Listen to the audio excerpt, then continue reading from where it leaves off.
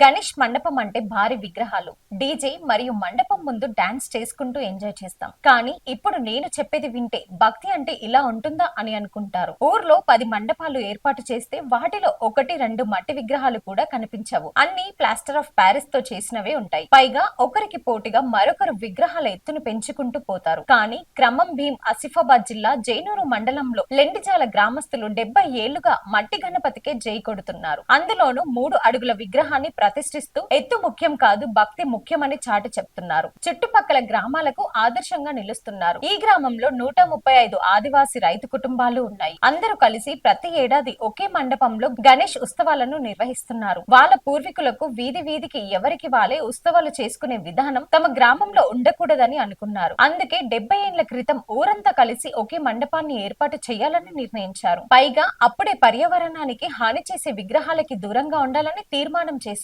అప్పటి నుంచి ఈ ఆనవాయితీ కొనసాగుతూ వస్తుంది. ఇప్పుడు మరో విషయం ఏంటంటే వినాయక చవితి నాడు ప్రతిష్ఠించిన విగ్రహాన్ని ఆ మరుసటి రోజే నిమజ్జనం చేస్తారు. ఒక్క రోజులో అన్ని పూజలు పూర్తి చేస్తారు, మొక్కులు తీర్చుకుంటారు. ఈ 2 రోజులు స్వచ్ఛందంగా అందరూ అల్పాహారమే తీసుకుంటారు, మాంసాహారానికి దూరంగా ఉంటారు. ఊరంతా పండగ వాతావరణం నెలకొంటుంది. భక్తి గీతాలు పాడుతూ రాత్రంతా జాగారం చేస్తారు. మా పూర్వీకులు ఇలానే నేర్పారు, మేము ఇదే ఆచారం పాటిస్తున్నాం, మా ముందు తరాలకు కూడా ఇదే సాంప్రదాయం నేర్పిస్తామంటున్నారు.